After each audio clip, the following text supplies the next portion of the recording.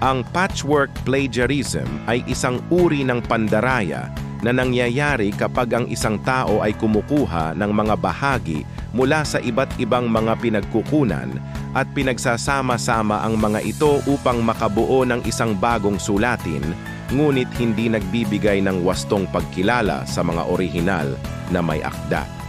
Sa madaling salita, ito ay ang paglikha ng isang patchwork na gawa mula sa mga ideya at salita ng iba nang walang angkop na pagsipi o pagkilala. Karaniwan, ang patchwork plagiarism ay maaaring mangyari sa mga sumusunod na paraan. Una, paghahalo ng mga ideya. Ang manunulat ay kumukuha ng mga ideya mula sa iba't ibang mga artikulo o libro.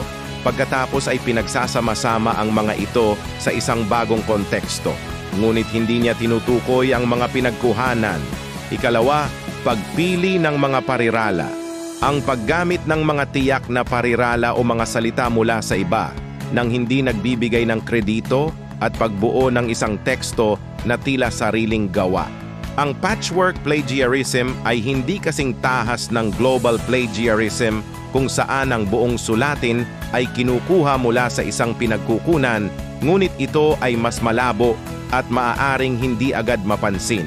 Gayunpaman, itinuturing pa rin itong isang malubhang paglabag sa mga pamantayan ng etika sa akademya. Upang maiwasan ang patchwork plagiarism, mahalagang magbigay ng wastong pagsipi sa lahat ng pinagkukunan kahit na ang mga ito ay bahagi lamang ng ideya o pahayag na isinama sa sariling sulatin. Ang wastong pagbanggit ay hindi lamang nagpoprotekta sa intelektual na pag-aari ng iba, kundi ito rin ay nagbibigay ng kredibilidad at integridad sa sariling trabaho.